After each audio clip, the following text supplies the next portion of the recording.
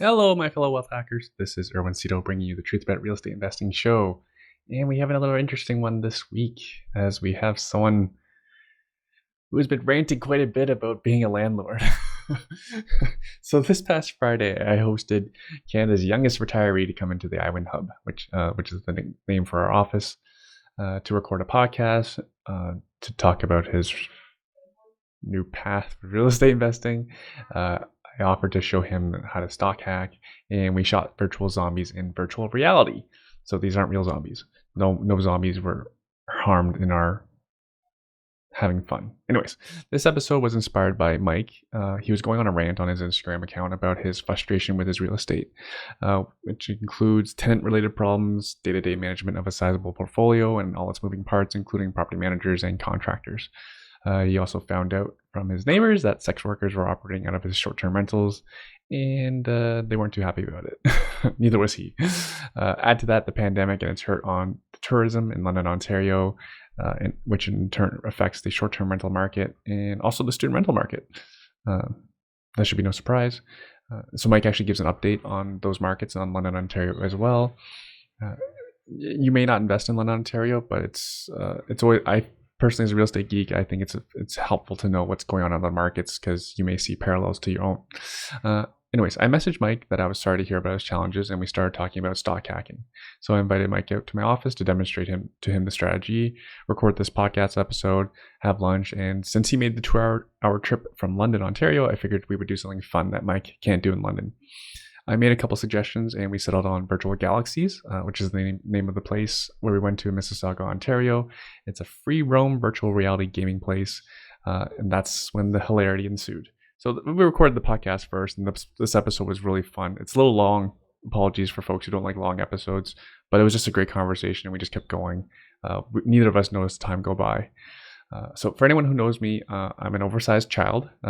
If you follow my wife's anything, then you know that that's how she feels as well. She doesn't have 2 kids, she has 3.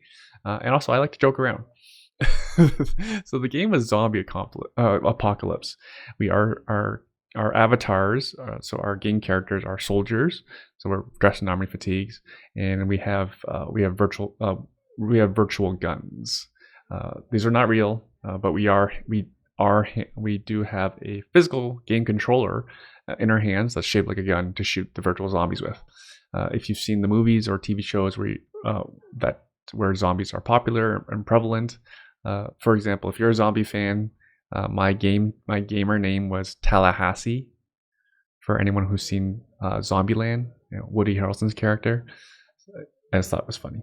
Anyways, the objective is to survive, and you have to navigate scenes. It's free roam, so we're wearing backpacks, which are largely for the batteries to power the headset and the headphones that we're wearing. Mostly the headset, I'm sure, because that's got to be intensive stuff. Anyways, so the objective of the game is to walk around and survive. So you have to, as you progress through the game, you have to shoot zombies. And one level that you have, the scene includes having to walk through buildings, get through the building safely, survive, get to the rooftop so a helicopter can come rescue us all in virtual reality. The game is intense, fully immersive, so it's not for the timid, as Jimmy found out. Jimmy is Mike's mentee. Jimmy lives in Mike's home for free, as I understand, rent-free, while he learns how to do his real estate investing. Anyways, so there was only 3 of us. Part of the game, we got split up. Mike and I went left. Jimmy went right, so he's on his own. So Mike and I have each other. If you've watched any military movies, 2 is better than 1, right? 2 guns is 2 better than 1. 2 sets of eyes is 2 better than 1. So we were actually able to watch out for each other. Versus Jimmy's on his own. And I think Jimmy had the same number of zombies to kill as Mike and I did. So Jimmy was getting overwhelmed, and he was quite vocal about it. And this is when I was crying, laughing. It's honestly been 5 days since the experience, and I'm still laughing about it. I had that much fun. Hopefully Mike and Jimmy had that much fun. Jimmy thanked me several times for saying thank you for the experience. It was a fun time. And for those who say like money can't buy happiness, this experience isn't cheap by any means. but it was a heck of a lot of fun. So after much feedback, Mike got a lot of so we were posting on social media about the day, and many of including that I was showing him stock hacking, and so many of our mutual friends who have already been through stock hacker academy, were posting on his Facebook and Instagram saying he should be doing this because it's been a it's been a complete game changer. It's been a game changer for myself as well.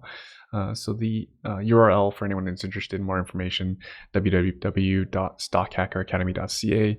If you'd like more information, we don't have any more free demonstrations planned for 2020, but I'll let you listeners know when we do. So Mike Rosehart is Canada's youngest early retiree. He's an Ivy Business School graduate from the University of Western Ontario. He got a lot of, even though tuition is really, really pricey for that school, which is the same school I went to just a few years before he did. I'm a little bit older than Mike. But Mike was the recipient of some what do they call it? Scholarships. So anyways, Mike doesn't come from money. I don't know if people know that as well. Anyways, he's a YouTube social media influencer, entrepreneur, a real estate investor, of course, in London, Ontario.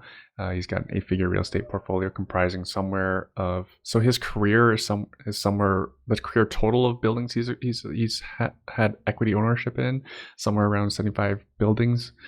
He's a private lender, a private borrower, a dad of 2 young daughters. He loves to give back via his social media channels. They're all in the show notes in case anyone wants them. And he also, and as mentioned, like Jimmy is one of 3 mentees of Mike. Mike does his mentoring for free. He basically coaches people for free and how to get some financial independence and freedom through real estate. And for some of his mentees, they actually live in his home, rent free, is my understanding. So, anyways, without further ado, I give you Mike Rosehart. Hi, Mike. What's keeping you busy these days? Oh, I'm here today. That's what's keeping me busy today. What would you be doing if you weren't here today? It's a good question. I'd probably be at home with my wife and kids, be on my phone a little bit. Wait. You said kids. That's just one. No, I have, I'm not going to talk about it on the podcast. I have 2 right now. Okay. I think I missed that you had 2. I thought you only had 1. No, I have a daughter who's 4.5 and I have a daughter who's 1.5. Okay, I missed that. Apologies. No worries. All right. Any more coming? Any more? You want more? We would probably entertain another. Oh, awesome. Especially without the free time you have. I think after 3, it's like 3 is like the ideal. I think anything more than that is too much. You thinking minivan? I've got a Mazda 5 now, nice. And it's got 3 seats, 3 rows of seating. Nice. It works. Nice. A family, not quite neighbors of ours, but they live just down the street, not that far. We see them all the time. They have 5 kids, and then they got pregnant, and they had triplets. Oh, geez. 8 kids. 8 kids. So they actually have like a commercial van to shuttle them around. The Canada Child benefit, though, with 8 kids, that tax-free money. If they can put it in a corp and they can structure right, easy $70,000, $80,000 a year tax-free. They already had a Land Rover, so I didn't think they were struggling for money or anything. But yeah. There's dentists and doctors who take advantage of the benefits. Interesting. It's equivalent to a 6-figure salary if you have like more than 5 or 6 kids. After tax, it's equivalent to a 6-figure salary. Okay. I didn't want to get philosophical about this, but... I got deep into it, and it offended me the first time I discovered how generous the benefits were when a tenant applied and was making, more than... I had another tenant apply that was a banker. Yeah. Like not a banker, but retail banker, and making, well, let's just say like 70,000. And this person who, single mom, applied to the unit was netting more than he was. And I was like, oh, I had never really looked into how generous those benefits can be with, several kids. That's fascinating because after tax, you and I both graduated from the #1 business school in the world. So I'm being facetious. But anyways, we Ivy alum. We both graduated from Western University's Richard Ivey School of Business. What year were you again? I was 2012 to 2014. Yeah, I'm at the same too. I'm not young, but 2002. Anyways, the point I was trying to get to is something that we learned in school was, what gets measured gets done, or even better yet, what you reward financially gets done. So based on what you're sharing, that's what the government wants. However, philosophically, my belief is that, and what I teach my kids is, you're on this planet to make this world a better place while the time you're here, right? So I guess people are essentially being taught that you're being rewarded to have kids. So just by having kids, you are making society better. In the Facebook arguments that I've had about this topic, Facebook arguments. The general socialist comment is, if you have 3 kids or more, you should quit your job as a lawyer or an accountant and be at home and make the same and spend time with your kids. And that's why the government's incentivizing you to quit your job, because the clawback is works out to a 70% tax rate for a middle class person making between like 33,000 and 80,000.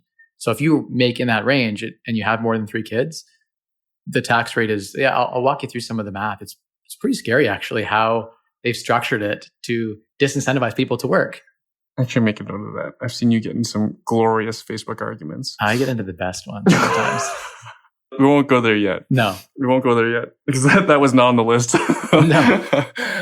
Off topic. We're already off topic. So like you're a parent, I'm a parent. I see how much garbage we produce. And that goes into my decision making and what we buy. For example, like the kids will want something and I'm like, that's going to end up in the trash in a month. Like I don't want it. Right. I'm conscientious that way. Even though I'm a bit of a capitalist, I do think about the environment and my decisions that I make. Mm-hmm. If someone's environmental, you can almost argue that to help the planet is to have less human beings. So it's just a thought. It's not I'm not saying pro or against. I think having kids is one of the most wonderful, most rewarding things that ever possible, and everyone should do it, and no one should be denied that. But I don't understand someone who's going to take from the system, as in like receiving benefits without contributing to the system, because I think it's not easy being a good parent to teach kids to be folks who won't take from the system, but rather folks who will give to the system. And on the most basic level is have a job, pay taxes. Right? Have you heard of so socialists bring up this called the responsible man or responsible woman argument? You heard that there's certain people in society and it's their designation to carry the load for other people. And so they'll contribute like way net positive more than they take. And they're like the responsible man for society. And they're supposed to be those people, and their function in society is to carry those who will be net negative on society. Mm-hmm.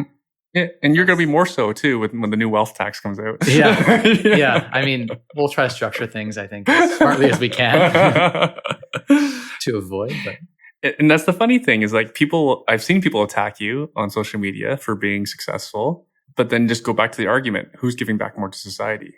You pay way more taxes than probably 90% of the people that are arguing with you. So who's giving back more? Just think about the property tax roll of all the properties. Mm-hmm. How much more I support the local municipal roads and elementary schools, et cetera, and so forth. Mm-hmm.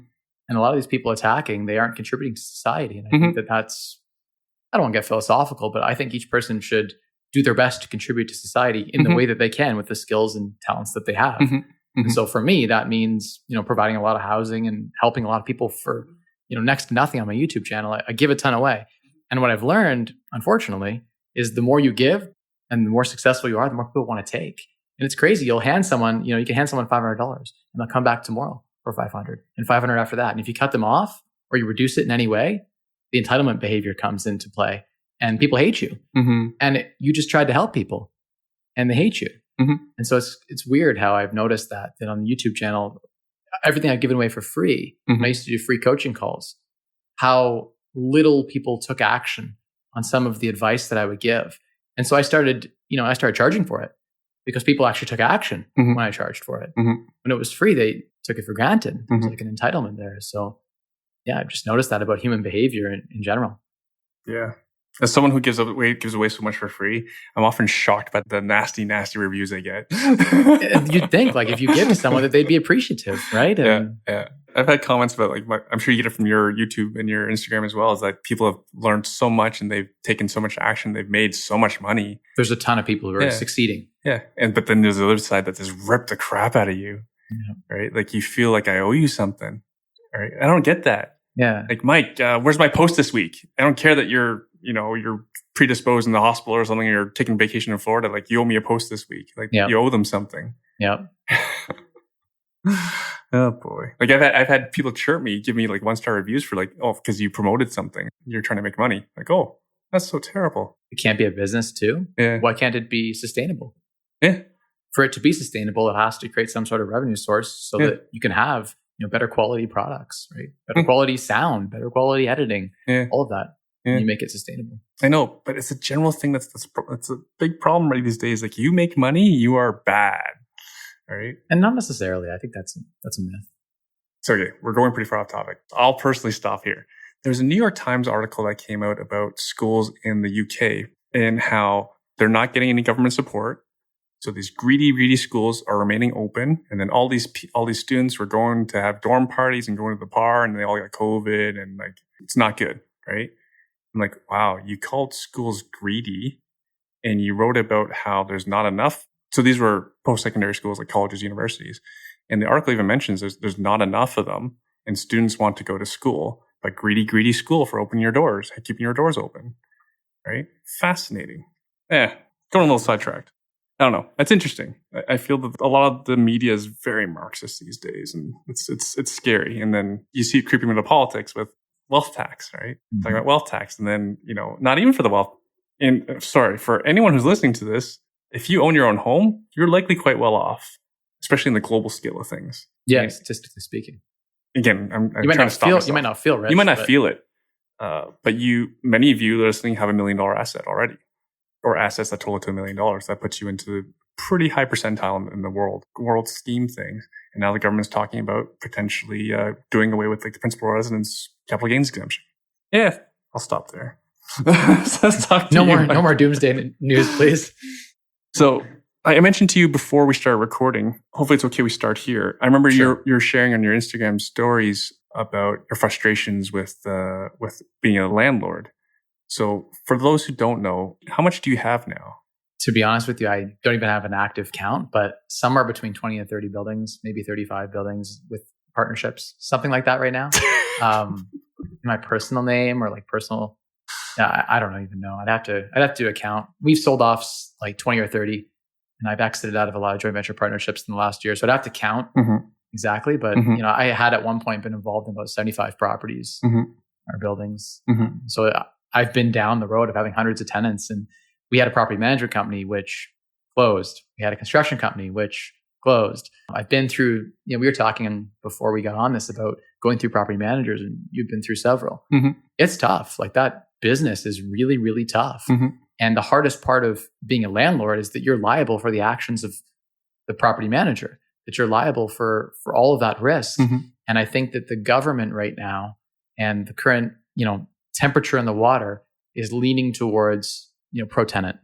And I think a lot of the rules and laws are pro-tenant right now, and it's getting worse. And so I feel like that is a tough environment to try to run a business in, when you can't fire your customer, when you have to keep giving your customer service, even if they don't pay you.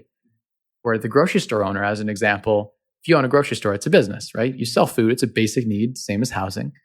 And if someone comes in and steals something, the police will charge them. If I have a tenant come in and destroy my property, they'll say, prove it. They don't pay rent, they'll say, sorry, that's not a criminal issue. I'm like, theft isn't a criminal issue? And the police say, take it up to the landlord tenant board, and you'll have a hearing in a year or two. The tenant won't be there, and you'll never be able to track them down because you won't know their address. They've already left. It's just a system where, I've been through so many negative experiences because I bought a lot of properties that had something wrong with them, right? Typically they needed fixing up, or there have been tenants that had been there a long time. And that's why we got a deal on the property. And so I put myself willingly into those situations, maybe not entirely knowing the extent of the work involved. I didn't buy just A++ properties with A++ tenants. I bought C and B properties that had, some of the worst types of, I won't say worst types of tenants because they weren't necessarily bad people. The buildings needed a lot of help. And in order to fix the building up that needs a lot of help, tenants have to be displaced and put into a new unit, right? And so having gone through all of that, having gone through a lot of tenant evictions and a lot of tenant negligence where they just, like you could talk to off camera about flooding and those types of things. I've experienced a lot of that stuff too. The malicious types of damages that can happen. So when it comes back to landlording, I was going full circle and looking at my investment portfolio and looking at sort of the 4 pillars that I look at when I'm, what types of investments I like to invest in. And real estate is one of those 4, owning rental properties is one of those 4 key pillars. And I looked at it, and I look at, something like private lending as an example I've been looking more into. And I compare the risk to reward ratio of private lending in real estate versus being a landlord in real estate.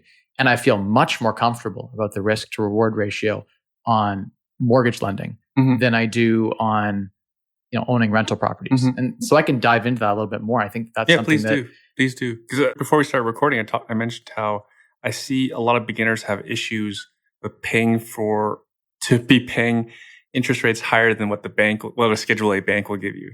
Like, oh, I can get 3% at the bank. Why should I pay you 5? Why should I pay you 8? Why should I pay you 10 for a private lending deal? Right. And that stops them from doing the deal. Yeah.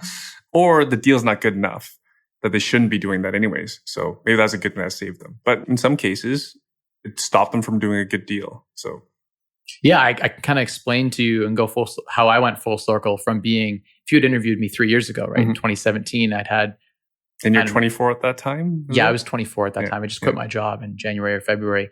And I had a portfolio of like 11 or 12 properties or something. Maybe a little bit more. I don't know. They were just in my own name. I'd never joint venture partnered. I did a whole bunch of I've done like 30, 40 partnerships and a bunch more properties after that. But at that time, it was just me. I'd just been doing my own thing since I was 19. So I'd been in it for about 5 years. And at that time, I'd gotten all A lender. I taught the bank. I taught my mortgage broker how to write the right business case for me. I'd write nice cover letters, submit them to the underwriter. Sometimes the underwriter actually would call me. Like I one time had an underwriter call me, which is rare, right? For an A lender bank. Yeah. To get like more than 10 mortgages, for instance, my salary was $55,000 a year. Like for me to be able to go borrow like multiple 7 figures, that shouldn't have happened. But I had good rental income, good strong cash flow, good business cases. And I built good business cases each time I took down a property and showed that to the bank. So I was like pro cheap debt. That's what made real estate attractive to me, was the return on asset was say, 8 or 9% or 10%. And the cost of debt was 3% or sub 3%. And that's attractive, right? That's spread levered 5 to 1. That's what made real estate more attractive than stock investing. That's what got me out of actively trading and into real estate. And so I go from having that mindset where I would literally walk away from a deal because I couldn't get, 3% financing. I would hand away $100,000 potential profit that I, looked at comps after. I'm like, hey, if I put in $20,000 or $30,000, I can make $100,000 profit here, and walk away from that deal because I didn't have adequate A-lender financing because the banks said no, or the A-lenders that I knew said no. And I didn't even at first know that a private market existed of B lenders and then C and private lenders. Didn't even know that existed, and it could close in a few days. And I also further didn't really compute the total cost of breaking out of an A-lender mortgage if you're going to BRRRR, or breaking out of an A-lender mortgage if you're going to flip. And so for that segment of the market, A-lender doesn't make sense. And so I've kind of come to the conclusion that as an investor, I'm looking at risk to reward. If I'm lending 75% loan to value, let's say, and I'm in a first secured mortgage, my risk is much lower than if I'm buying a rental property. Because with a rental property, there'll be a 80% mortgage on there, right? And I'll be the last 20% debt. What I think of when you buy a rental property, it's like, hey, I'm in control, but I'm going 100% loan to value here. My dollars are at the most at risk. If something happens and the property has a huge damage and it goes down 10,000 in value because a tenant destroys it, or a fire, or let's say the market goes down 10%, this could happen. For a short period of time. I'm still long bullish on real estate, but short-term fluctuations do happen. Look at Toronto in the 80s and early 90s. The condo market now. Or now it goes down 10%, then I've lost half my down payment. That's a 50% loss. Whereas if I was on that exact same deal as the first secured mortgage lender at 12% or something, some of these, I've seen some private deals where the guy needed the money really bad, and you can put lender fees in there and get like a 15% return over like a 6-month period of time. So it's a 30% annualized with lending, where the deal can make sense. And that's mostly with flippers or people who have really juicy deals that are the A-lender banks don't want to touch because the kitchen's been ripped out of them and they're not habitable. Really, they're $10,000, $20,000, $30,000 away from being habitable. But I'm willing to take that kind of risk, knowing that they've put up 25% of their own down payment first and they're covering the reno. I feel a little bit more safe. I could take the property and liquidate it and guarantee I won't lose any money. So risk to reward, I'm like, geez, I can get a 12 to 15% return, which is on average, when you look at the real cost of having outsourced rental properties. I mean, putting a property manager in place to place the tenant, to manage the building, to hire their own maintenance staff, and all the markups associated. If you look at the actual cost of bad debt expense, of vacancy, of maintenance and capex on a rental property, and your time, most people, and your time, and your grief. If you try to remove as much as you can of your time, and you still have stress and risk, your return on investment after factoring in the management, and all those things I just mentioned is typically less than 12% on your down payment. After you've done all that, analysis, you'll find most people are getting 6, 7, 8% real return. Now people flash these crazy 25, 30% ROI numbers, but they're often not factoring in the full cost of CapEx or bad debt expense or bad property managers you have to switch out between. These things happen, right? In the real life, in the real world. And so when I looked at the numbers, I'm like, geez, I need to be in the 100% loan to value space. I would need like double the return to be 75% loan to value. Like I feel like that extra, my down payment's at a lot higher risk. Like my capital invested in a rental property, it's at a lot higher risk than if I just had invested in a private mortgage. And so I'm like, geez, if you pull your time away and you make the adjustment for what rental properties are actually producing, private lending exceeds the rate of return, especially on a return to time perspective, but even on a raw, real numbers, return on investment perspective. And so that's where I was like, geez, I've got properties with 35% in equity that I can't refinance right now. And that equity put into a first mortgage at 12% will produce me more cash flow than I'm going to get from this rental property. And I'm all about cash flow. So it's made sense to dispose of certain properties I hold because of tax reasons. Like I bought them so cheap that they're like double or triple their value now. And so some of my personal properties I'll just refinance from a tax perspective. But it can make sense to sell off large portions of the portfolio and move into real estate private lending. You also gave the other side as well from the person who's borrowing's perspective on your Instagram. Okay. You're saying, what does it work out to? So say you have a Schedule A bank mortgage and you need to break it. Say someone tried to do a BRRRR, now they're breaking the mortgage. What does the rate work out to? It depends on the bank and the terms, but so some policies that I've seen with some of the credit unions and things like that, and TD did one for a friend of mine that called me and walked me through their breakout fee. They did a fixed mortgage. So if you do like a fixed rate mortgage and then BRRRR it, that's a big mistake. Yeah, they're like, I wasn't planning to BRRRR it, and then their scope got bigger, and then we ended up adding more value to it. And so breaking out of that was substantially more expensive than if they had done a variable rate mortgage. Right. But it can be, some people sign up for 5-year or 2-year fixed mortgages, and then they go and refinance after a year because they're like, market's increased in value. I've added value to my property, whatever reason. Yeah. But the breakout fees can be, with legals, you got a couple grand potentially. The breakout fees can be $10,000, $12,000, $15,000, which if you look over a year period of time, would have been much, much cheaper to get a 15% floating mortgage with no fees. It's open. Right.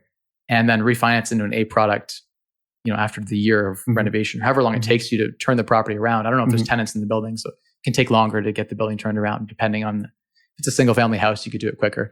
But that's an example of where if you run the total cost of the debt, and that's what I look at as total cost of debt, right, with the A lender versus the private lender, some of the private lenders don't even care about the appraisal. They're like, it's okay, I'll come look at the building myself. So you can find a private lender like me. Yeah, because you know the street. In London, I'm not going to order an appraisal. I'm going to go look at it myself. Yeah, so when I private lend, I go check out the deal myself. Yeah. And so they just save $600 on an appraisal fee right there. Yeah. Yeah. And there may be sometimes the appraisal just screws it up too. And it just screws it up, right? So I can go and tell the actual value of the property. I know the market well, especially in like London area. And if you run the numbers for the breakout costs and you run the numbers for, the hassle or the headache associated with, like at our stage in the game, when you have when you're complicated, when it's complicated, I've had 300 page, like my entire business case to submit to the A lender is like 300 pages with all the leases, all the utility bills, all the property taxes they require, proof of 90 days of deposits for every single property, which can be onerous. Like I'm spending weeks preparing all this documentation for them just to get approved. Right. My time, if it's $100 an hour or $200 an hour or $500 an hour, whatever it is, my time is going to be better spent calling a private lender that I know and saying, hey, will you do a first mortgage on this, 12% open? I'll pay it back in 6 to 12 months. Let's create a contract. Boom, away we go. So if you look at the total cost, it can be a lot cheaper to go the private route, especially if you're going to BRRRR or you're going to flip. Right. If you plan to add value to the property in any way and refinance, or in any way flip the property in the next few years and have an exit. If you're going to hold the property long term, I'm still pro A lender. If you can find a 2% mortgage, long term it's going to be much better cash flow. The private lending space is best suited for the flip and the BRRRR. Now there are people that still cash flow. They have amazing deals at the cash flow. Private mortgages at 9 and 10%. I've had people bring that to me, and it's made sense in small towns and places where you can get some crazy rooming houses and stuff. Right. The bank just won't finance it. So it can make sense to do it for those one-off deals too, but for BRRRRing and flipping, I don't think it makes sense to go A lender. Like I could qualify right now for A lender on a BRRRR or flip, and I won't. I'll intentionally go private for the time savings, and the overall total cost is in some cases less. It's cheaper for me to pay 12%, a percent a month, than it is to pay the breakout fees and have all that stress. And plus, a lot of lenders have seasoning periods where you can't refinance within 6 months. They'll say, no, we're not going to allow you to refinance within the first year of the property's ownership. And there's silly rules like that where they won't give you that value increase. They don't believe that you can have doubled the value of the property in that time. So there'll be seasoning periods and things like that where it can make really good sense to not go with the A lender. Now, long term makes sense. Short term, I think it just doesn't. And so there's a huge market for that. It's largely underserviced, I think, right now. There's a lot of people out there who need access to capital. And from a person who's done the joint venture partnership, the equity route, I didn't go private. I was so afraid of the private debt that I went equity. And so I sold, in some cases, 60 and 70% of ownership of my property for the equity partner to bring the capital. I did deals where, believe it or not, I had a business partner who, we went through a JV divorce. So it's a long story I don't want to get into on here. But the point is, I was doing deals sometimes where the financer got 70% of the equity on a property we're buying 60 cents on the dollar. I got 30%. I split half of it with him. So I did all the renovating, all the deal finding, and all the work for 15% of all overall profit. I would have made 1,000% more if I just borrowed the debt. But I was afraid to take on that kind of debt at 12 and 15% for a $10 or $20 million portfolio. So because of my fear and I guess at the time we didn't know real estate market would go up, right? So it could have went down too. At least if I had an equity partner and there was losses, the JV partner would have to eat those losses, right? As opposed to me being stuck with a huge pile of debt. It went the opposite way and the market went crazy and I have regrets. But that is how it is, right? When you look in the crystal ball, hindsight's always 20/20. There's a lot to unpack there, Mike. Yeah, that was a mouthful. So one thing to back up is for anyone who's a newer investor, you also want to appreciate that there's houses that the bank won't even touch. Yeah. So you should not even go down the A lender rate. Yeah. Like for example, we're talking to a seller and the roof has a hole in it. So there's massive mold issues, water damage, and the higher level of the upper structure of the house. Pretty sure the bank's not going to touch it. He's gutted a lot of it too. As in some of the units don't have kitchens and stuff. Lender's not going to touch it. So don't even bother trying to go A lender. Just waste your time. I think even a B lender won't even look at it either. So don't waste your time there either. And that's why you have to go to a private lender. And then for the beginner as well, I don't know, not just make sure they understand. Often a private lender is an individual. It's not a financial institution. It can be someone like Mike. It can be someone like your neighbor. Right? Yeah. You don't know who that private lender is going to be. We'll get to the joint venture part in a second. Actually, do you know offhand what the rate would work out to? Say you did it right, somewhat right. Say you bought an ugly property, you were able to get a Schedule A bank, and you got a variable rate mortgage. I wonder what the rate works out to if you have to break it. Typically, it's 3 months of interest plus a $500 discharge fee plus some tack on some small little fees and appraisal fees and things like that. So it's not that bad. It could be 4 or 5 months worth of 3% interest. So if you do the math on that, that's a couple of months at 12% interest. So it is depending on if it's your first or second or third deal, it might make sense to go A lender route because it's relatively easy if you have a good job to get financing. And probably it makes sense to wait the full year and then go and refinance, right? You don't care about the seasoning period because you're a new investor. So you're I can let the capital sit for the year and then refinance it. So there are, case scenarios or situations where it makes sense to go A lender route. But for anyone who's an advanced, and that's my target market when I'm lending, an advanced investor, someone who's got, interestingly enough, the richer you are, the harder it seems to be to get an A lender mortgage. Too complicated. A lot of the banks look at 5 mortgages or more as a complete no. Scotia is the only one that I know of that does 10. There are some, I guess there are Desjardins and stuff that'll do more, but primarily TD, BMO, they want it to go into the commercial department if they're going to look after more than 5 properties, right? So they think the wealthier you are, the riskier it is. If you go to the bank with $5 million net worth, $5 million in cash and stocks, say I want to buy a property, but I have no T4 income. Good luck. Interesting. We should probably talk to Sherry afterwards, talk about how to be a mortgage virgin at CIBC. I don't know if you've heard that one before. We only found this out recently. Oh. Yeah. Mine was just blown. We'll talk about it. Yeah. I'd rather talk about it offline because we need to have I need to have someone to have a proper conversation about it before we share it with our listeners. But we actually have someone in the room who's doing it. Smart. Yeah, but they came upon it by accident.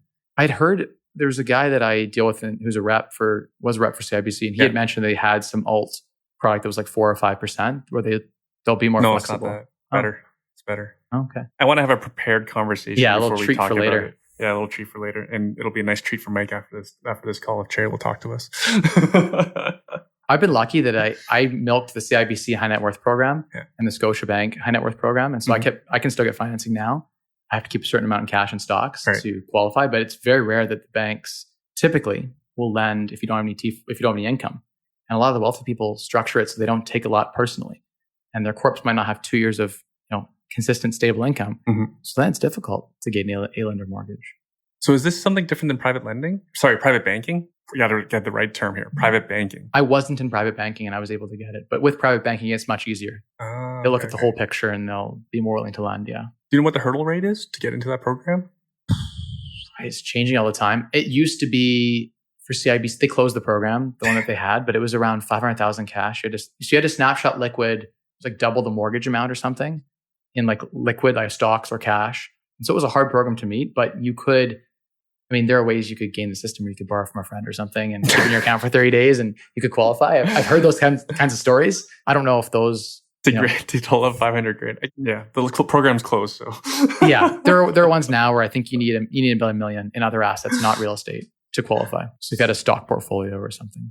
So when I asked you to have to come on the show, I think I caught you at a bad time because you're just ranting about real estate. Have you come down from that, or you're still unwinding a lot of your properties, or how do you feel now? I never want to talk to I never want a tenant to have my phone number ever again. And that's clear. I made that clear to no tenant has my phone number. And if they do, I'm changing that tenant out, ideally, or making it clear to them. Change the number, just change the tenant out. I'm joking. It's easier to change your number than tell the tenant. No, I got a very special phone number. I can't get rid of that one.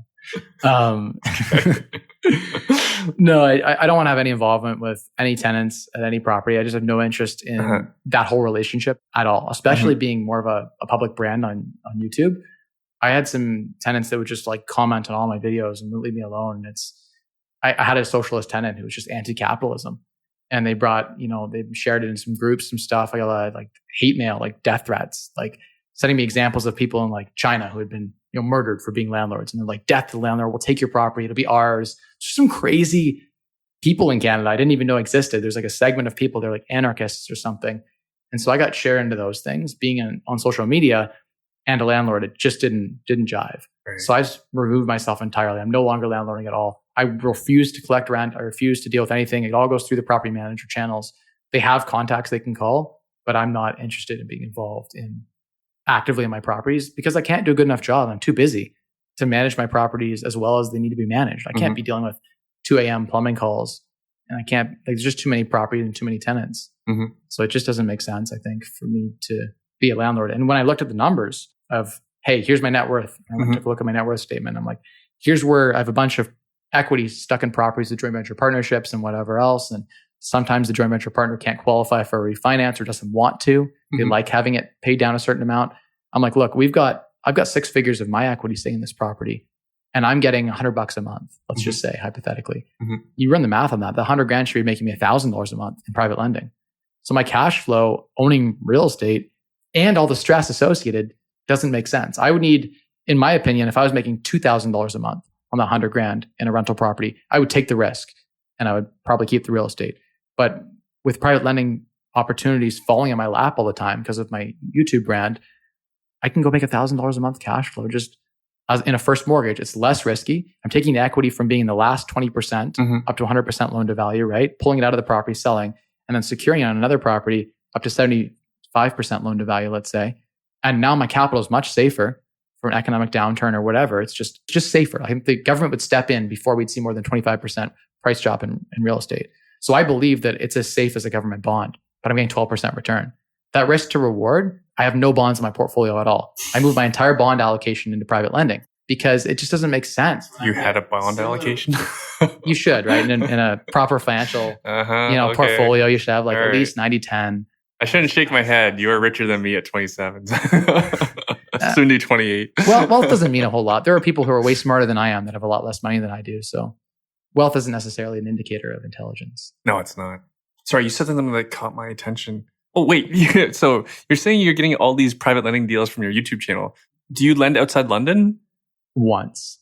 So primarily I'm lending in the London area, within an hour of London. You have that many YouTube followers from London? Well, I only have a few opportunities. Like I have people calling me and offering me opportunities, and I'm just saying no because I don't have the available capital right now, which is why I've been trying to dispose of some real estate and get liquid. Right. Well, that actually brings up a good topic. How do you decide which property to dispose of? That's a good question. And also just to back it up as well, because for those who aren't as familiar with your story, last time I spoke to you, I think you were heavily Airbnb at the time. I remember. I was focused. I was excited about the Airbnb. I'm most excited about the Airbnb. And did you still have a lot of students at the time? So last time you were here is March. Yeah, we have a mix. Like I would say we're probably like, I don't know. There's a portion that are students. There's a portion that's Airbnb. Less so on Airbnb. With COVID, we pivoted into doing more furnished rentals as opposed to Airbnb. Only because my Airbnb manager wasn't actively checking in guests, and we had some like drug ring, prostitute type people check in and under fake profiles with credit cards that had limits on them, like 500, and then destroy the properties and leave. And good luck trying to go after them because the profile was fake and the credit card was maxed at 500. So in London, when there was no travel, it was just people who couldn't find housing who were like, hey, I can have an Airbnb for $80 a night. Sweet.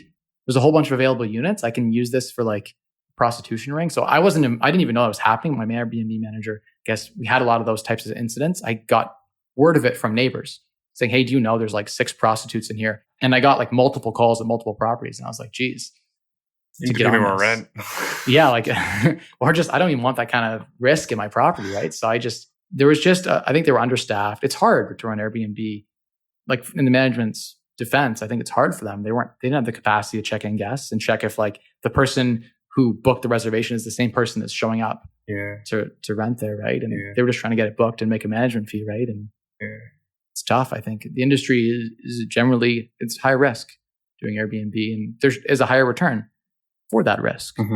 But I think that right now through COVID, with less travel and less immigration, we just didn't see the same amount of volume and therefore the same amount of profit doing Airbnb. So I just pivot. I'm all about moving where it makes the most sense. So we've just done furnished rentals. Right. Which I think is a great, I think more investors need that, is to just be pragmatic about your decision making. Versus some people like say, I love real estate, everything else is crap. Yeah. It seems like you still have an open mind to. I'm always open to new strategies. I've tried it all. Like I've tried flipping. I've tried, done a lot of burrs, done a lot of everything, right? When there's a new strategy, someone's like, hey, furnished student rentals in Windsor. It's like $700 a bedroom. I'm like, I'll do one super luxury and try it near Western and see how it goes. And so I tried it, and I like to beta test everything. And if something goes well, we scale it up. But I never want to have my entire portfolio in one strategy. So I don't want to just be like seniors or just be students or just be Airbnb. I want a mixture. And that's always been my philosophy. I get most excited about the newest and latest and greatest strategy just to try it and see if it's as good as other people talk about on YouTube, or I hear it from people in the wild, and I'm like, hey, I want to try that too. So I've tried everything, and including private lending. And I think right now I'm most jazzed, I'm most excited about private lending. And I know it can be a bit active to find people to lend to and whatever. And you can go through a broker and pay them a fee, and they can do it all for you. But for me, I get a thrill out of it. I'm like, hey, maybe I'll become a mortgage broker at this point. I literally enjoy sitting down with people and looking at their net worth statements. That's why I got my financial planning credentials. And then I stopped doing that because I didn't have freedom to speak on YouTube openly with my licenses. So what year did you do that? 2018, January. Oh, okay. After I retired, a year after I'd retired, I was kind of like, I need something to do. So I'm going to become a financial planner, get my LLQP and my insurance licenses and mutual fund licenses. And then I was like, you know what? I joined Freedom 55. We had a difference of opinion. I sat down with the branch person and the top dog, and they're like, do you believe in mutual funds? And I'm like, it depends. They're like, do you believe in insurance? Like wholeheartedly? And I'm like, it depends. In a lot of cases, no. And I think that you're recommending it to your clients in some cases where it doesn't need to be, or not that they were as a institution, but like there were certain financial planners that I was seeing in the wild that were recommending stuff that wasn't a good fit for the client. It was a good fit for the agent to get a commission. And I come from a position of FU. Like I have FU money. I had a lot of it then. So like I walked out that day because it just was a difference of opinion through the training programs, and wasn't for me. And nothing bad to say about it. They're a great organization, and working there is a fantastic, I hear great things from friends and stuff that work there, and just wasn't for me. And I think even now, like my favorite part of the real estate deal is looking at their net worth statements, looking at where they have their assets. Hey, we have $250K in your house. Let's pull that out. Let's put that to work here. And as a mortgage broker, you get to do a lot of that. And when they're coming to me with a BRRRR, I'm like, hey, let's get you in a an 8% product, and then we could shift into a A-lender product after we've stabilized the asset and turned it around. So that piece was what I enjoyed most. It was second only to the thrill and hunt of the deal. So I think those two pieces are what I love the most. So it made sense that I'm a realtor, right? So we have, Investor's Choice Realty. I think maybe I'll have an Investor's Choice Mortgage or something. I don't know if it exists or it's trademarked or not, but I think those are the two things I enjoy most doing. And so that'll be what I'll chase. Wait, where's mentoring rank in this? Mentoring? Yeah. I love mentoring. Yeah, but it's not 1 or 2. It's number 3? No, yeah, it's like 3 or 4. Okay. Yeah, I like that. I think there's a lot of overlap, right? My thrill for a deal, I help the mentees find deals. So it's kind of like layered on top, Got right? it. And then helping them get financing is a big piece of how I train them to. Yeah, no deal without money. Yeah. So those pieces I think go together nicely. It's just the mentoring I do for free. So it's like I'm doing 1 and 2 just for free because they're my friends and they're part of my life. Like one of my mentees, Jonas, he was supposed to be here today, but he's busy on a flip. And he's got 6 or 7 properties now in the last year and a bit that he's been with me. To watch him, make like $250,000 or $500,000 in a year when he went from working at Home Depot. To watch that transformation, that's rewarding in and of itself. And so that's been something that he's godfather to my second born, my daughter. I was going to say he's family. He's not just he's like family now, right? So for me, it's like I'm just helping family at this point.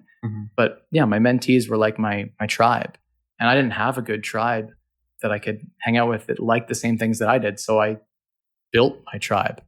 I went on YouTube and was like, hey, are there other people who are like me, who want to chill and want to talk about these things in the evening and whenever on weekends and want to do this? I want to do this with you and I'll help you get there. And so it kind of made sense. The mentoring still, I think, is a big piece. I'm not actively recruiting anyone new. I've got an opening, I was ask, but I closed the questions it. were coming. Yeah. I'm sure people are wondering, people are Googling Mike right now. Yeah. It's one of those things where I've had a couple of mentees where I've invested a lot of time and got nothing really out of it. And so that's been really hard. That's the hardest part of mentorship is that you don't charge anything for it. I do it. Well, I don't. And I do it for free. And so they could just walk away at any time. And that's really hard for me when I've invested emotionally and all the time and everything into seeing them succeed. And so that's the part where I'm not emotionally prepared to take anyone new on into my life. It's a big commitment. And I've got 2, mentees right now, kind of like a third one part-time. Shout out to Jimmy, who's here with us today. So mentorship's a huge piece. And that's part of where, instead of giving money, I give time, right? And on my YouTube channel, I do it all pretty much for free. It's not really a business. I have nothing that I sell with it.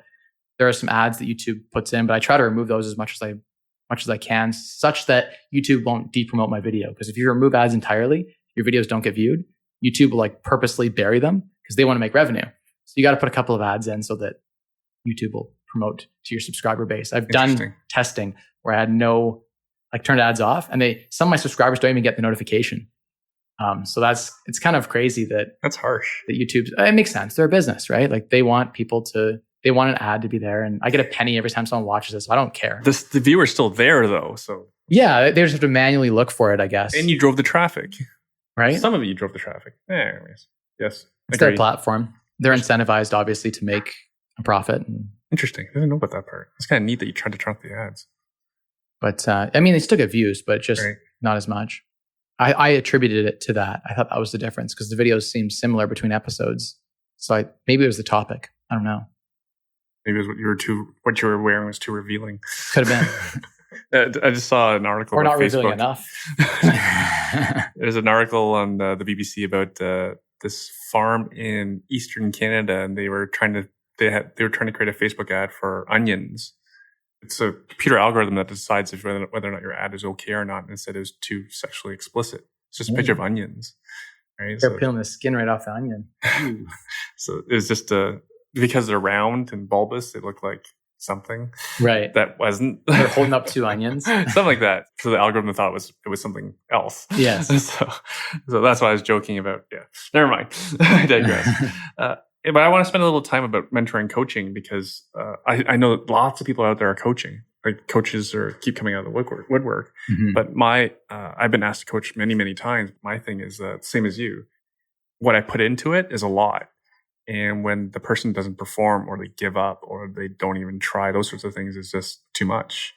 right? It's not worth it. I don't even care what you pay me. And Greg Hapstert, who's been on the show, he gave up. He quit coaching for that reason, because just too high a percentage of people don't follow through. And that kind of leads me to, like you asked me before, like, why isn't everyone stock hacking? And I always put the question back to people: how many people do you know that don't invest in real estate? And my friend Jacob Ronnie said it. I love this saying: is real estate's an open book test. It's just a choice whether or not you read it, and then you follow through. It's a good quote. I like that. It's something. Oh, as long as you don't read, as long as you don't listen to what CMHC is saying, the Canadian jobs numbers was quite good. We've recovered like 75% of our losses from the pandemic. Right? When is this all going to fall apart? Like the CMHC says, right? I can see Alberta being at risk, but man, I think it's in their incentive to, like, it would be in their best interest to have a negative outlook, because they insure against the negative, right? So more people would want to get a CMHC type product. The bank would be more likely to want to use their services. I don't know. That's just my thought when you think of conflict of interest.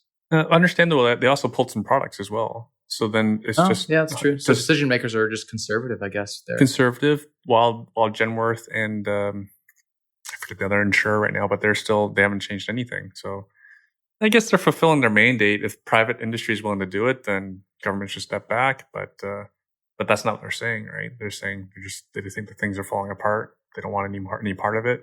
Prices are, up in some markets like 20, 25%. It's wild. In my market in London, it's been a wild ride.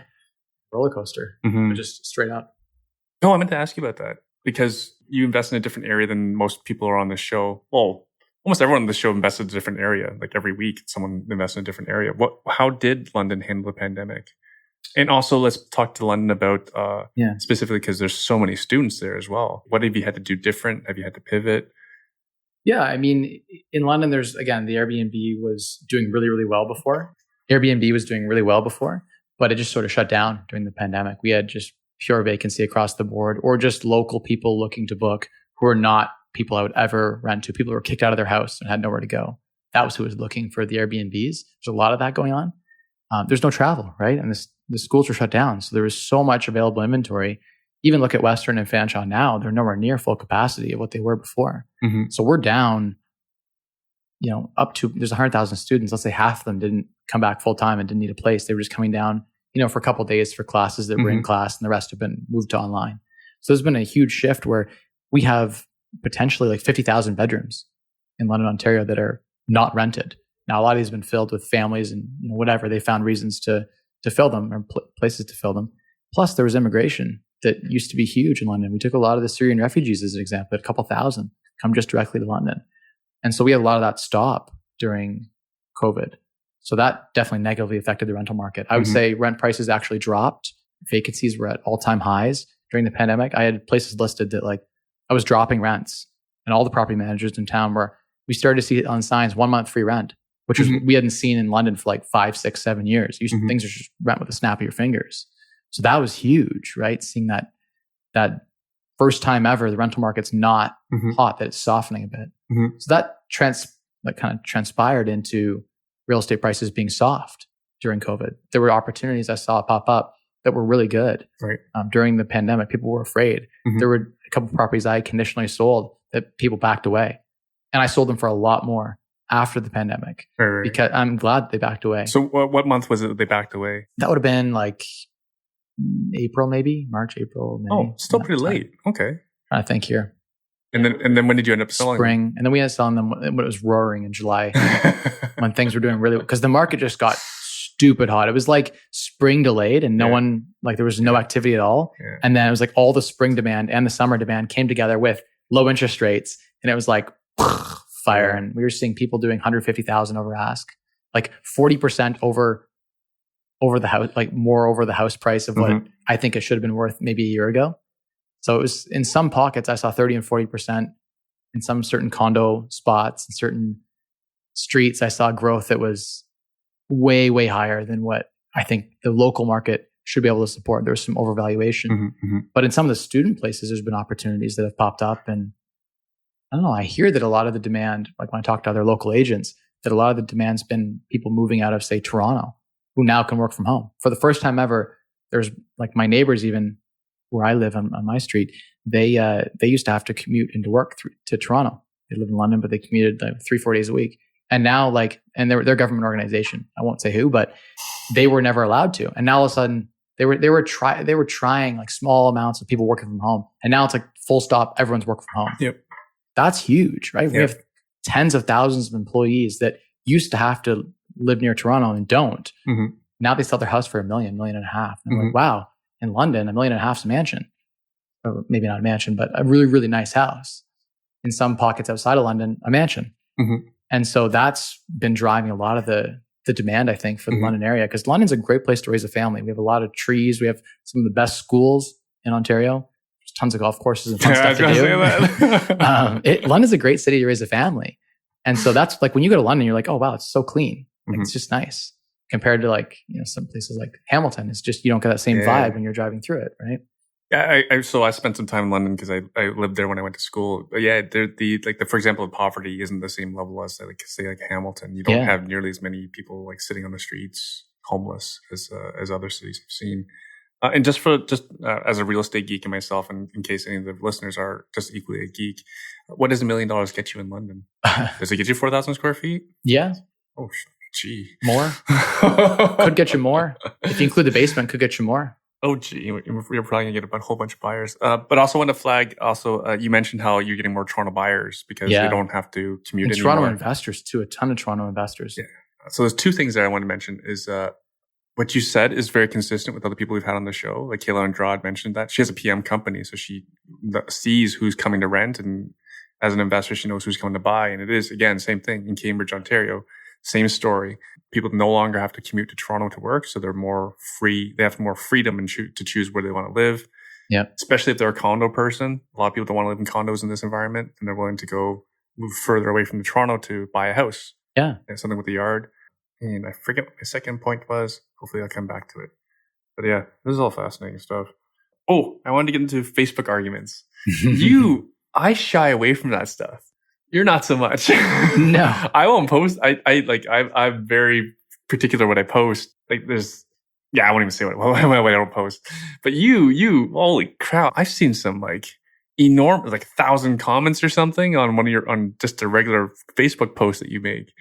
Yeah. And a lot of it's angry. Yeah. So what happened is I had a few past tenants who follow me, I think on Facebook, and I don't know, I've not friended them or anything, but followed me, I think shared it into some tenant groups and some pro socialist groups. And so that gave a lot of heat. Right. I also post very controversial topics, right?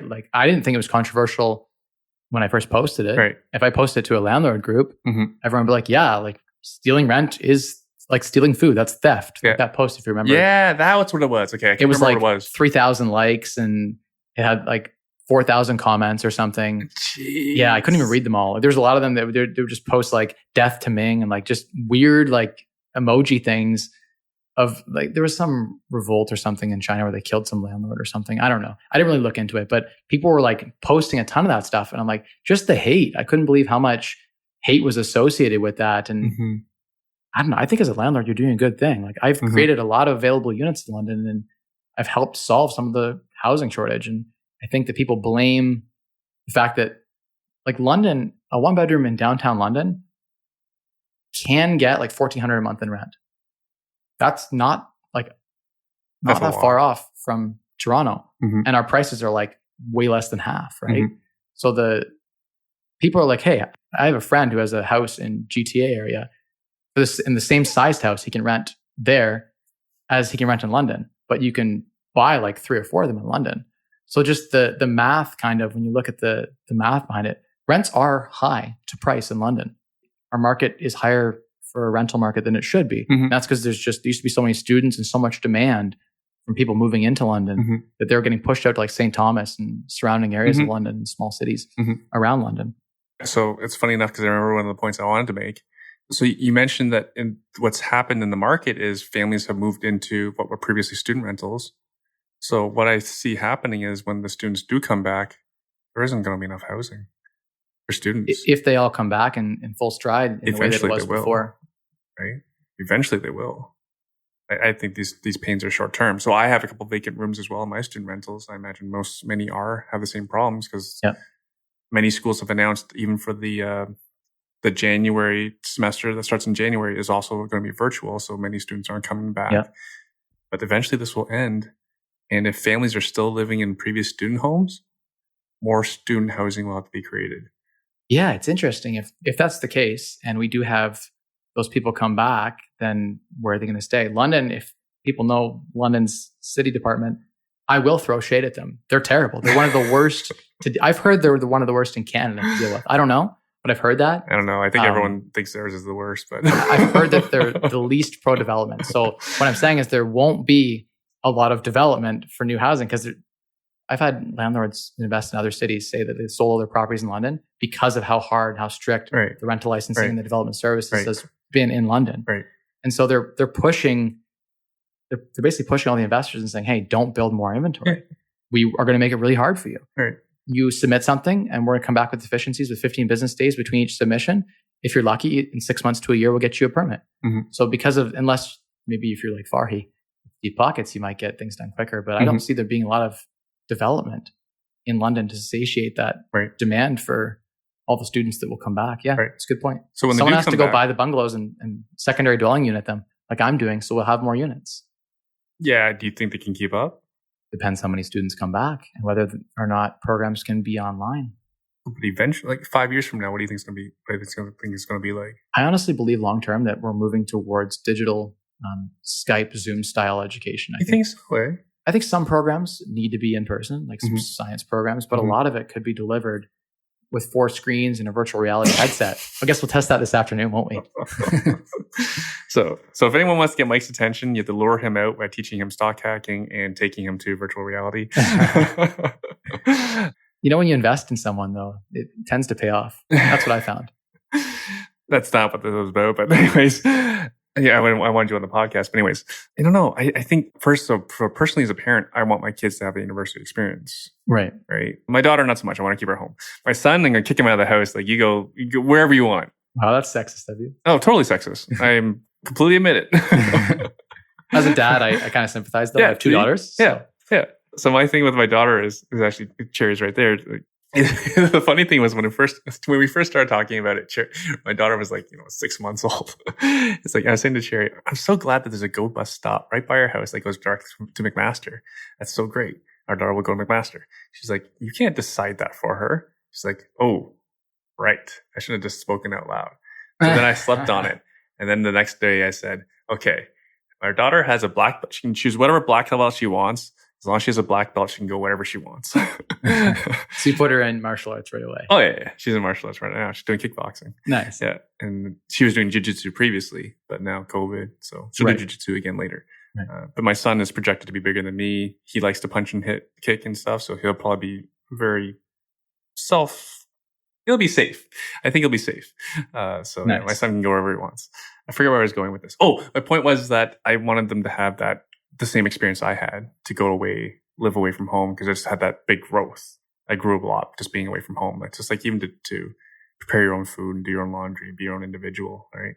Live with other people, like to learn to socialize with people who aren't your family, live with people that aren't your family. I think kicking them out of the house is good, but it doesn't necessarily need to be a university. Like you could have that experience with young professionals in the house. You could all take up a trade or something and have similar types of experience, right? You could work at an accounting firm or something. You can't learn to frame or hammer or electrical via Zoom. No, you need to be physically in person. I'm just saying that experience could happen without being in school. Yeah. And so I think you could learn, like we studied business, and I think you could do a lot of the same case study and group learning with 4 screens and a virtual reality headset.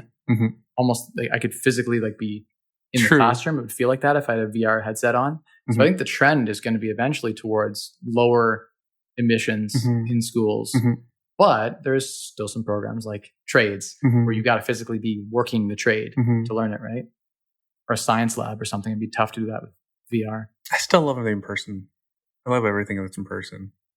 I agree, it's better. Yeah. But there's a large segment, I think, that don't want to spend $60,000 to get that experience, right? Appreciate that. Yeah. And they're definitely going into debt when they don't need to be. Totally. But from my experience, so this is like, Ivy should pay us for talking about them so much. So you're going to be rich like Mike if you go to Ivy.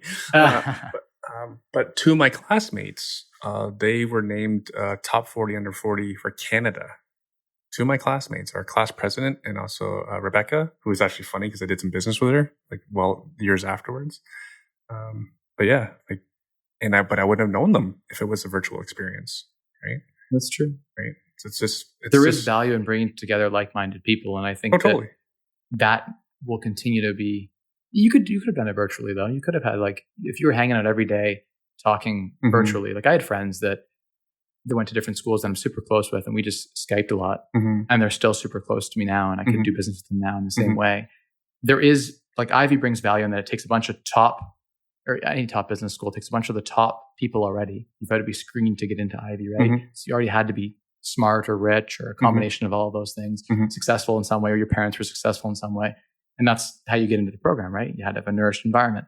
All those people together, you put them in a virtual reality set, you'd still get to make friends. You'd have private conversations. You'd probably still hang out outside of the classes, right? I would think. So you'd still be able to create that environment, granted none as well. But compared to a university lecture hall with 1,000 people in it, like... Yeah, compared to that. Right? Like, it's, again, what we went through is different, though. Our classes were 70 people.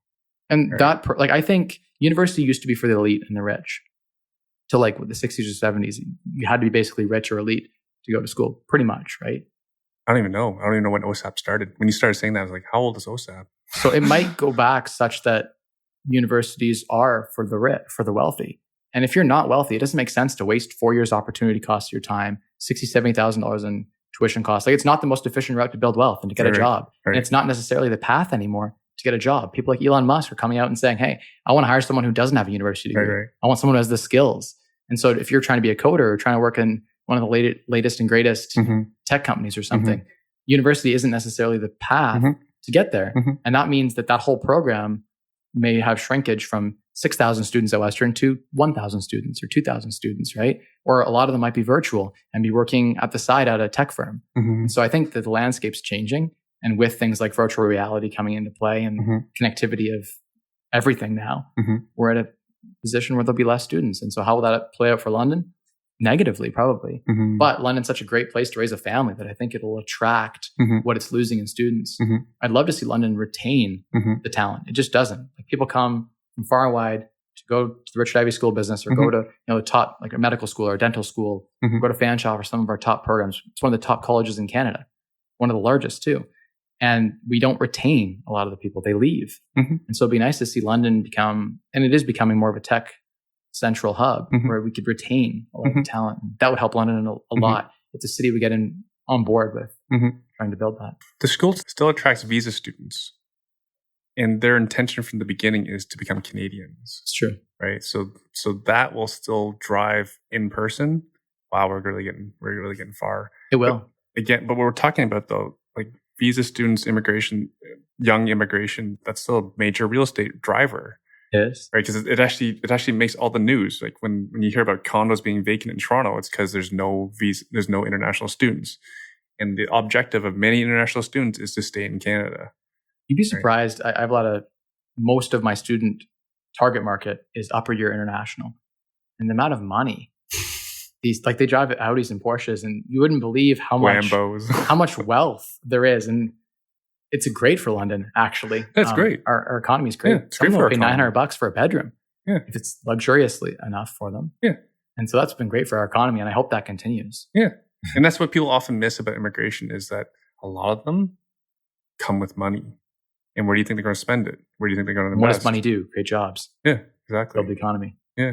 So just get in the way of it, right? How do you get in the way of it? Have products that they want. And we're getting sidetracked as well. But also I was thinking, wow, I feel old. The way that you're talking. I just want to sit in my class, my 70 friends, 69 friends, my classmates. Ivy was a good experience. And I think that's hard to replicate. It'll be the most difficult, one of the more difficult programs to replicate virtually. You'd have to be with a virtual headset and we all be sitting in the same classroom. Like you could see your friends all being like projected beside you or something. I could see that simulating the experience to some extent. Yeah, but you can't look. So, okay, this is really dating myself. We were the first year that laptops were mandated. Okay. So my laptop was like most of my classes, they removed the laptops. Yeah, because we were the bad class because they didn't restrict our internet. So we were the bad ones. Like we had ICQ and it was beep in, and people would prank each other, send someone like basically a Trojan horse file, like open this, and then you open it, and then they'd jack up your volume, and it'd say perverted things in class. It's awful. It was awful. It was awful. And knowing what I know now, like internet stuff is very distracting when you're trying to study in the learning environment. But also, the argument for in person was I sat next to in the first year of business school, I sat next to Susie Orrell. Susie Orrell with her friend Jen started a company called Foxy Jewelry. And they might be the most successful pair to come out of our graduating year, right? And it's lucky. Yeah. Sit beside them. Yeah, it was lucky. It was, speaking of luck, my graduating year was right after September 11th, 2001. Right? I graduated 2002, right? Immediately after that. Yeah. So I remember Susie and Jen were saying, like, we want to go get HR jobs. And if we don't, we'll fall back on this business that we already have. So there was no jobs, right? And then they fell back on this business, and they did very, very, very successful. There's a business case at Ivy that I studied about their. No kidding. Yeah, that's super cool. Yeah. That's Susie. I sat next to her in the first year of Ivy. It might have been in 2257 or what was called 257. Second year Small business. world. I sat next to her. Yes. Did they mention that the case? It was a fallback? Did they say that you sat next to her? No. Because that's what triggered this all. This brilliant business and stuff. No, but it's funny how things work out. Like, yeah. Like, I don't think it mentioned that it was. I don't remember. So many cases, right? It's hard to remember the particulars. Mm-hmm. Mm-hmm. It's cool. So I paid $16,000 and $17,000 for my 2 years. You remember what you paid? 27, 28. Oh my God! Each year plus books. Oh boy! I got a scholarship, so I didn't pay for much of it. Jerk. Right. So you were smart. Or lucky. I think luck is really where I prepared hard and worked hard and had the right opportunity at the right time. So that's kind of how it. Let's go back to that, because the amount of work you put in, I think it gets missed by a lot of investors. So early on, you were doing everything. When I was in my third year of Ivy, I was renovating a basement apartment. I had two buddies moving upstairs. One of them was an Ivy guy not in my section, but in my year. And he's like, dude, I don't know how you come home from in the 48-hour reports, there'd be a break where people go home and sleep for 8 hours. In some 48-hour reports, if you had like a marketing 48-hour report, you come home and sleep for 8 hours, right? So people would go 48 hours, but they do 40 hours of actual work and 8 hours of like sleeping. Yeah. And in that 8 hour, I was coming home and dealing with contractors. And I had to go back and they're like, Mike, what are you doing? You've got a property and you're renovating it. And I worked a part-time job while I was going through Ivy. So I admittedly, people knew that I didn't take in the social stuff as much as I'd like. Went to the Frog like 2 or 3 times, unfortunately, because I was working all the time. Right. And so that was something that was how I got through the school debt-free. So I got graduated from school debt-free. I didn't have wealthy parents. Okay, just back up a second. So the Frog is one of the most popular bars in London. Sorry. Yes, it's the Ivy. It's the Ivy bar. Yeah. Oh, was it? Oh, okay. In my year, it was. Okay. I'm old, so. They had like a theme night like once a week or something. And I remember the story you shared last time that to touch on, like your wife was pregnant and making you dinner while you had like 2 flips on the go, wasn't it? Yeah, they weren't flips. They were like long-term holds, but I was flipping. You were renovating them. You were renovating them yourself with your own bare hands. Extensively, yeah. And I had trades there. Like I remember when my wife was with my first, this would be 2015, maybe early 2016. She was pregnant with our first, and she was like maybe 7-8 months pregnant. And she had gone on leave or something because she had like some issue. And I had a contractor working one of the properties and asked her to go by, and she was working from home, I think. And she had to go over to the property, and he extorted her. He threatened her like life, took her to the bank and made her give him $2,000. I would never give him the money. And then he disappeared. And so I had been extorted he was a crazy contractor on like drugs or something. I don't know what it was, but he realized, I think at a certain point that like he had quoted the job at like $12,000 and he had already been paid like $6,000, and he knew he hadn't got anywhere near half done. He was like, I'm going to take whatever I can. So he like took materials. But I've been through like some of the worst experiences investing in real estate. Like they've affected our health. I've been hospitalized twice. One time I was working and I was sick and I pulled over the side of the road, like yacked, got back in, drove, met the contractor, yacked again, kept going because the tenants were moving on the first and I had 4 days left.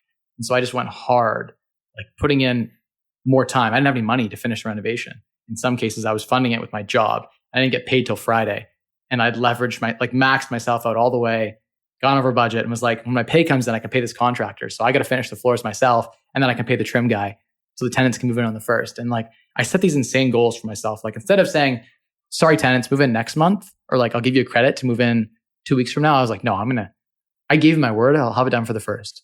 And I would just push myself with a full-time job in consulting, right? And so I pushed myself to the point of, it was dehydration and exhaustion. Then I ended up hospitalized on an IV. And the doctor's like, you need to slow down.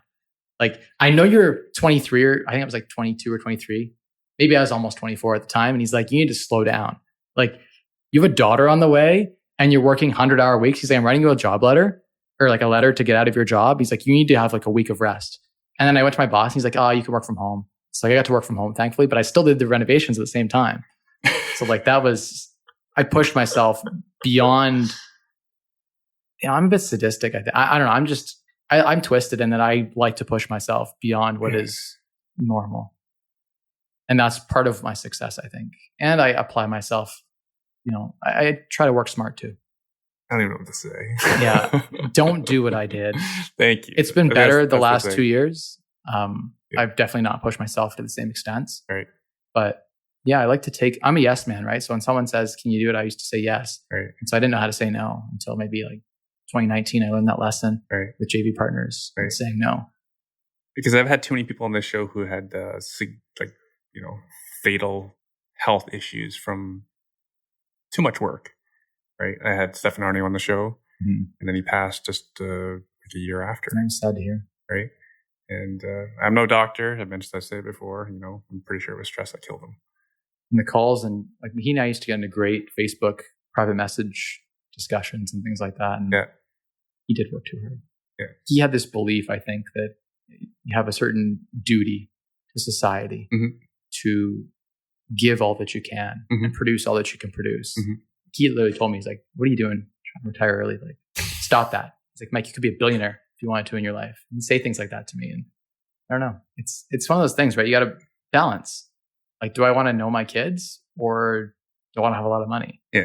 And there's somewhere in between. And I think that's my focus now, has been balance and family. And that means that I have to spend a little more money sometimes. I need to outsource things a lot. Like, I outsource almost everything now. If I don't want to do it, I just outsource it. If it's less than $100 an hour, I just outsource it. Primarily, if it's easily outsourceable. Some things are tough to outsource, and so you have to just do them. What's tough to outsource? What's under $100? I don't know. I guess a good example would be, well, easy to outsource if you had systems. But like, as an example, if you had a backlog of like paperwork or something that you had to do, then that would require your oversight. Or even, reviewing a loan application. You could outsource that. But like, I prefer to do it myself. Certain things that like I could outsource, but just, it's better if I look over it myself. Say a loan app is pretty high ROI. Yeah, depending. Yeah, it could be. I don't have a ton of them. I've done a couple, but like, still. All right, Mike, we're running out of time. Yeah. I want some, if you could do the JV stuff differently, what would you do? I wouldn't have JV'd. Right. You would just go straight for private money? Yeah. Yeah. Or if I JV'd, I would have JV'd with like one or two business partners that had a lot of capital. I was JVing with people who had less money than I did. Like, I was the richest one in the JV partnership, and they were the money partner. And then, you know how it goes with real estate. You forecast a $50,000 renovation and it becomes 70 or 80. Yeah. That kind of stuff happened a lot to me. And it's my fault. I didn't set expectations well.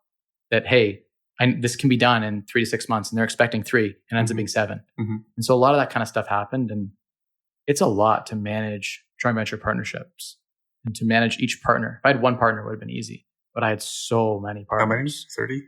Yeah, like 20 something. Like, yeah, I don't even know. But a lot. I had a lot of partners. So I would be on the phone like 20, 30 hours a week just with investor partners, updating them. Right. And that was like, and then I had to go do all the work and oversee it all. And yeah, in hindsight, joint venture partnership, I would have done 50-50 JVs from day one. I didn't have the courage to do that. I did 70-30. I took 30 and did all the work. So I should have done 50-50. I should have charged an acquisition fee. So I was procuring these deals off market. Wow. You made a lot I charged no wholesale fees. And yet I still have partners today. There's someone in Toronto you can ask they do very well. But this, the greed, I couldn't believe how much greed there is out there with partners. And so it's like, you only made us 100, but it wasn't an enjoyable experience for us. It was stressful. We had to take from our line of credit, and like, we're upset this didn't go the way that it was supposed to. And so expectation setting was something I should have done better at. But all of my partners made money. No one lost money, and they all made lots of money. And some of them are salty still. That I couldn't believe that. It's like, yes, we didn't make enough in cash flow, but look how much value I added to the property and what I brought to the table. And so Yeah, I mean, I didn't JV well. I should have got a mentor before I started joint venture partnering or something, or taking a course or something. I don't know. That's tough, man. You're getting it from the tenant, you're getting it from the contractor, and you're getting it from your money partner. All of the areas I was getting it from. It feels like you just want to simplify, because even with like flips, for example, it's just the contractor. Yeah, simplification is much. It's just much better to be in a simple situation where you're not stressed all the time, trying to manage all the people. Right. That's where the stress comes out, is managing the people. Now, while we're on the topic of lessons, like, what is, for a newer investor who wants to then, instead of joint venturing, giving up half the deal, what terms should they look for? So say I come with I look at a property, it's a dog's breakfast, you got a hole in the roof, bank's not gonna lend on it. Like what, and I need, say property is worth 400 grand, I need to renovate at least 100, 150,000. What kind of terms should I expect? What kind of terms should I target for getting a private mortgage? Yeah, I mean, depends on their personal situation too, right? Like if they have a lot of wealth from their house, right. It makes sense to go get like a B lender on their house and just raise assume the money. Not, because they're listening to this show. Okay. So if they have no assets, or if they're already rich, they're probably not listening to learning how to do real estate.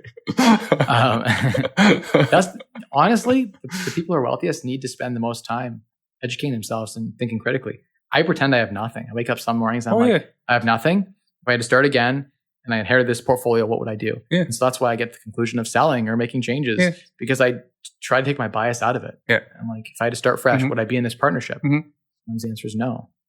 Yeah. Right? So, challenge your assumptions. I do that all the time. Yeah. Challenge your assumptions. Why do you think that way? Yeah. Right? Like if for example, like getting kind of deep here, but I've always had self-confidence issues. And I think about, how did that happen? I had a family member that was close to me that always put me down. Right. And that's how a lot of that's where a lot of my insecurities come from. So, how valid was that person's opinion? We were like 2 and 4 years old. That a 4-year-old's opinion doesn't really matter that much. So I shouldn't feel that way. That's just an example that came off the top of my head. Yeah. Right. So challenge assumptions, challenge your existing relationships, which can be business relationships, doesn't have to be personal. Challenge if a property should still be in your portfolio. Like I do that all the time. Exactly. We have a conversation all the time. If we're going to cull one property, which one would it be? Right. And then the one that's most stressful right now, probably. Yeah. Emotions get into it, right? Emotions, or same situation as you. I have a joint venture property that I'm selling because I can't refinance it anymore. So to me, that equity, and I have to give up half the profits, and I'm doing most of the work. So why should we hang on to it? Yeah, exactly. Right. I'd rather just. They want you to keep it, I'm sure. Yeah, I imagine so, because they made a lot of money. They want you to keep doing all the work, and they want to get half the profit, right? Yeah. No, and that's the thing, like what you're saying early on about not having the conferences go for 50-50. Like that person's getting a great deal. I know. I was giving away money, like millions. Yeah. Think about your JV partner. How much money they made immediately as soon as they signed it. As soon as they signed the deal, because they'd already made money on the buy. Imagine in some situations, a property manager, we outsourced to a property manager after some time, and they expected me to do everything. It's like now I have to have a conversation. Hey, I know I said I would manage the property myself. I can't physically manage 50 buildings. There's hundreds of tenants. Can't do it. Got to outsource. Then they're upset. Well, you said you would manage it. And then the property manager places a bad tenant. Things go south. This stuff happens, right? 10% of the time or whatever. I don't know what their exact ratio is, but you've been through a lot of property managers, so they're mostly terrible. And so that kind of stuff happens. And even though they're making a huge lift, they're upset. And so when the relationship deteriorates, that's when it's a challenge. And it's just managing all those relationships. I think that's the toughest part of joint venture partnering. Even if you do it with family, like it can be worse with family in some cases. I didn't really do it with family, but I've heard horror stories of doing it with like brothers or sisters and things going south and then the relationship being deteriorated over a deal. And so I would say the best way is to retain full control and to borrow the debt. And if the deal doesn't work with debt, you're in the wrong deal. Right. Equity is always more expensive, except for in a down market. And so my business partner, who I split half of all my profits with at the time, he was very risk averse. And he's like, well, what if the market drops 20%? Well, then the investors would have all hated me because they would have lost money. So even if you're protected against downside, and we did contracts, I don't remember if I told you last time, but our contracts were the first in Canada. We were trying to create something that was a product I could go put on the stock exchange. It's kind of like the thought was that we had these contracts that had stop losses in them. So I couldn't lose. They were just profit sharing. They weren't profit sharing. It was like a fee on sale. And we had another contract that was like a management contract that we couldn't get fired from, 15% management fee. So when we outsourced, we could make a guaranteed cut of profit. And we took 0% of cash flow. So I have no incentive to hold. I want to ideally pull equity out, right? So we pull the equity out and then we just get a fee for keeping things going. His idea was that we can never lose. The property is vacant, we still make money. The property is, a tenant isn't paying rent, we still make money. So our contracts were kind of cool. We were onto something, just we didn't have the ability to execute. I would have needed a huge staff, and I grew too fast. Fascinating stuff. And I had wrong partners for that type of opportunity. But it's cool if someone ever were to try to take it on. So, Mike, this has been amazing. And I just want to clarify for folks, Mike's style of investing is like the highest level. And that's pretty consistent. What I see among the highest level of investing is they've grown past joint venture partners, and it's all private lending these days. So not everyone has the appetite for what you do. So I want the listener to understand, like, you have to look within if you want to be like Mike. I don't have the appetite for it anymore. Yeah. I'm getting pretty full.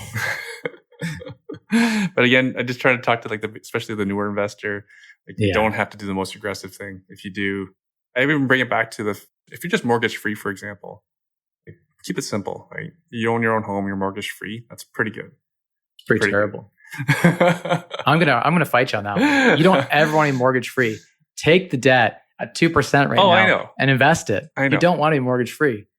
I know. I agree. Go get a private mortgage on your neighbor's house and have your neighbor pay your mortgage and put a couple thousand in your pocket and pay for some other mortgages too. Right. No, I completely agree. That's how we'll operate. But again, don't necessarily beat yourself up if that's your situation. Beat yourself up. Go to the bank and buy it. It's dead money. Pull that money out of your house. Put it to work. Do at least a GIC. What are you doing? Pull the money out and put it in a savings account. Anything. You can get better than 1.99% on some of the mortgages right now. Why wouldn't you pull the money out and put it to work doing anything? But that's like the basics of investing is why wouldn't I borrow at 2-3% if I can go make 5, 6, 10, 20, 30%, right? It's to us, it's at our core, but for many it isn't. And that's why they need to hear this. If you're listening to this right now. Not enough people listen to this. All right, Mike, it's been amazing. Any final thoughts? Can you share your YouTube and Instagram and your TikTok and your Snapchat? Just type my name in, Mike Rosehart on YouTube, Snapchat, my OnlyFans. Oh no! No, I'm kidding. It's just like me, looking at a real estate deal. No, in your underwear. Yeah, still have abs too. So. Good for you. Yeah. It's all this fasting. Yeah, exactly. At Mike Rosehart on Instagram, Mike Rosehart on Facebook. I think it's Mike Rosehart on Facebook. Might be Michael. I don't know. If people want to argue with you. Yeah, or just follow along and support. I would prefer the support to the argument. I just like to stir the pot, but I don't like to argue. It's just people like to argue with me. And I don't back down.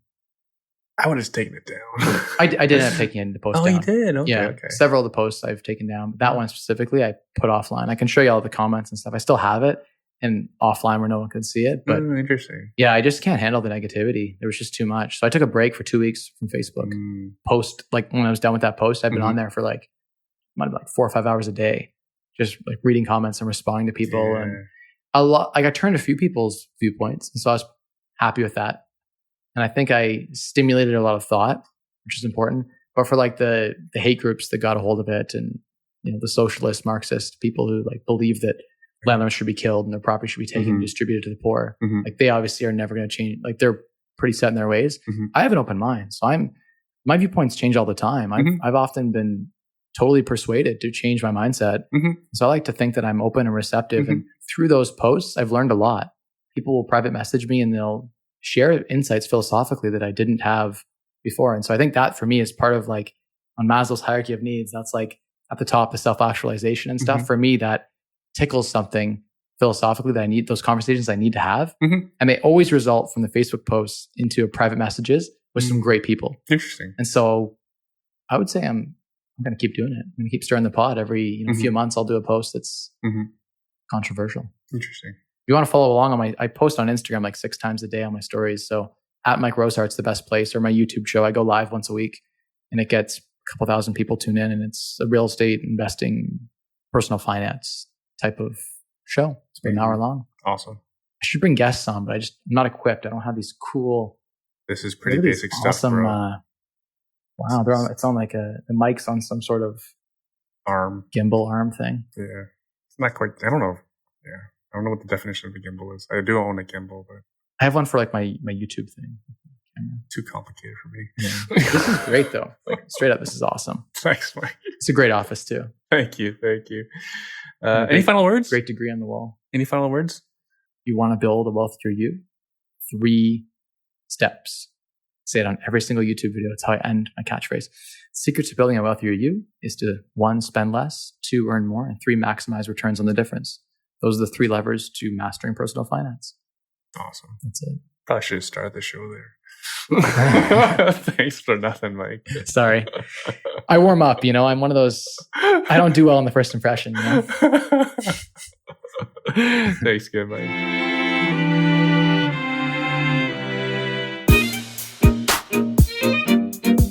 Before you go, if you're interested in being a successful real estate investor like those who have been featured on this podcast and our hundreds of successful clients, please let us know. It is our honor to give back and educate others on how we ourselves build cash flowing real estate portfolios using all the best practices shared on this podcast, from the lessons of our hundreds of clients, and of course, our own experience in owning investment real estate. If you didn't already know, we pride ourselves at being the best of the best in real estate as coaches, having the best property managers, contractors, handy people, cleaners, lawyers, accountants, everyone you need on your power team. We're happy to share them with our clients to ensure your success. New investors or seasoned investors alike, we can help anyone by providing our award-winning coaching services. And this isn't all talk. We have been awarded Realtor of the Year to investors in 2015 by the Real Estate Investment Network, 2016 by the Canadian Real Estate Wealth magazine, and again in 2017 because no one told the judges no one is supposed to win the award twice. But on merit, our peers deemed us to be the best. And again in 2018, we again won the same award by the Real Estate Investment Network.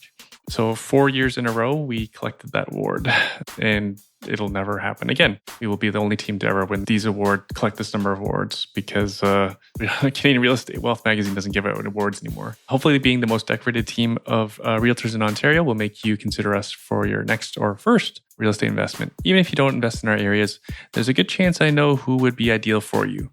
I've been around for a while. It's a very small community. Everybody knows everybody. There are some realtors who are talented at servicing investors, and there are a great many with great ethics. Unfortunately, the intersection of the two, talent and ethics, is actually very limited to only a handful in each city or town. Only work with the best of the best is what my father always taught me. If you're interested, drop us an email at iWIN@infinitywealth.ca. That's IWIN @infinitywealth.ca. I hope to meet you at one of our future meetups soon. Again, that's iWIN @infinitywealth.ca. That's our email address. All right. Hope to see you soon.